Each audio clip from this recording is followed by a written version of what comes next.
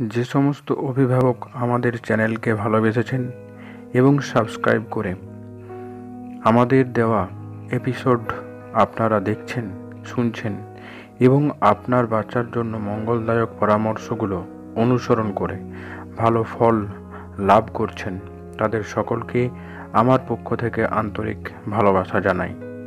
সঙ্গে থাকুন আর জানতে থাকুন অনেক কার্যকরী, বিজ্ঞানসম্মত, গবেষণালব্ধ বিভিন্ন তথ্য। আজ আপনাদের সামনে হু এবং ইউনিসেফ দ্বারা স্বীকৃত কিছু ডাটা আপনাদেরকে জানাবো, যা আপনার বাচ্চার ভবিষ্যৎকে সুন্দর করে গড়ে তুলতে সাহায্য করবে। তাহলে চলুন সময় নষ্ট না করে আজকের বিষয়ে যাওয়া যাক। আজকের মূল বিষয় হলো আচরণ।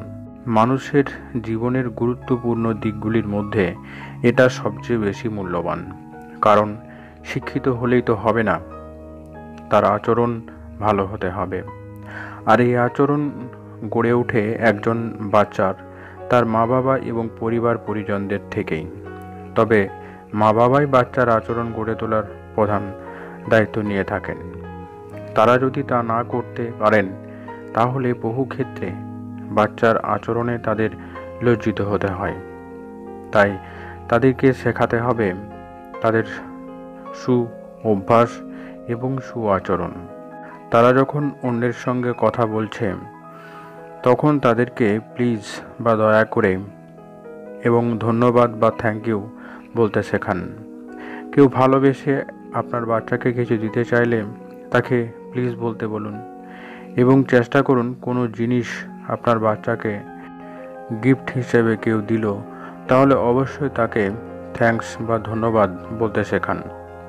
এতে উক্ত ব্যক্তি যেমন ভালো অনুভব করে, তেমনি আপনি আপনার বাচ্চার আচরণের জন্য খুশি হবেন। না হলে বাইরে বেরিয়ে অনেক সময় আপনাকে লজ্জিত হতে পারেন।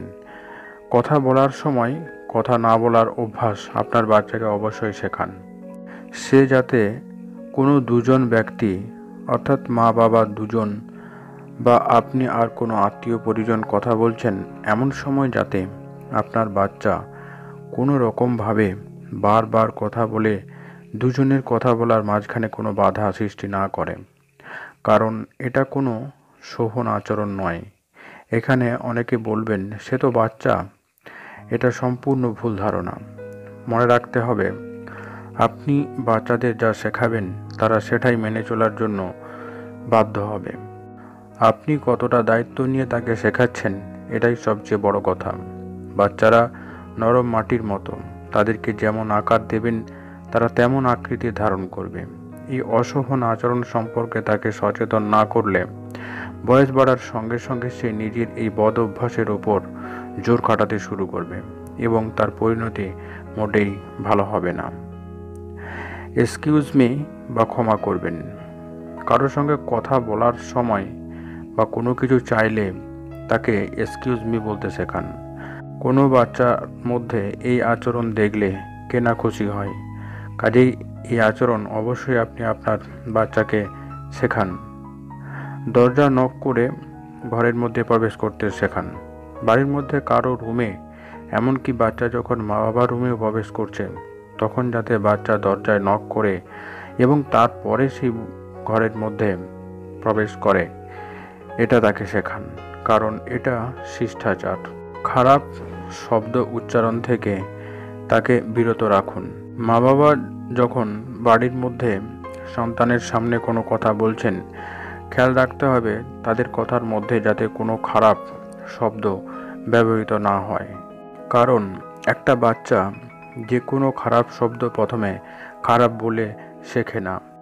কেউ না কেউ সেটা বলেছে এবং সে সেটা শুনেছে, তাই সে সেটা শিখে নেয় এবং পরে সেটাই সে ব্যবহার করতে শুরু করে।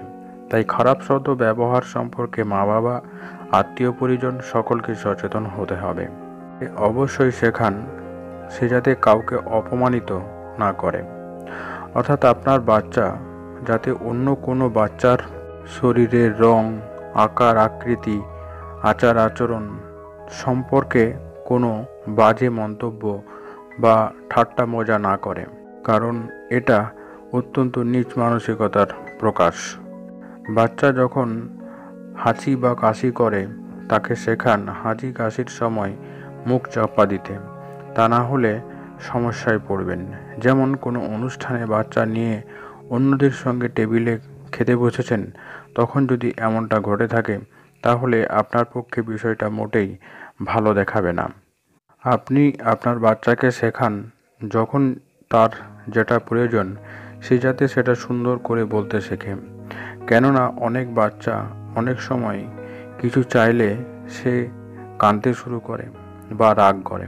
এটা যাতে না হয় তার সেটার দিকে খেয়াল রাখুন, তাকে বোঝান, তার বিষয়টা সে সুন্দর করে জানাক। এইভাবে আপনি আপনার বাচ্চার আচরণগুলোকে সুন্দর করে গড়ে তুললে সে পরবর্তীকালে সুন্দর আচরণের বশবর্তী হয়ে ভবিষ্যৎ জীবনকে সুন্দর করে গড়ে তুলতে পারবে। আজকের এই আলোচনা এই পর্যন্তই। আজকের আলোচনা কেমন লাগলো অবশ্যই কমেন্ট বক্সে লিখে জানান। ভালো লাগলে লাইক এবং শেয়ার করতে ভুলবেন না। যারা এই চ্যানেলে নতুন এসেছেন তারা অবশ্যই চ্যানেলটিকে সাবস্ক্রাইব করে আমাদের সঙ্গে থাকুন।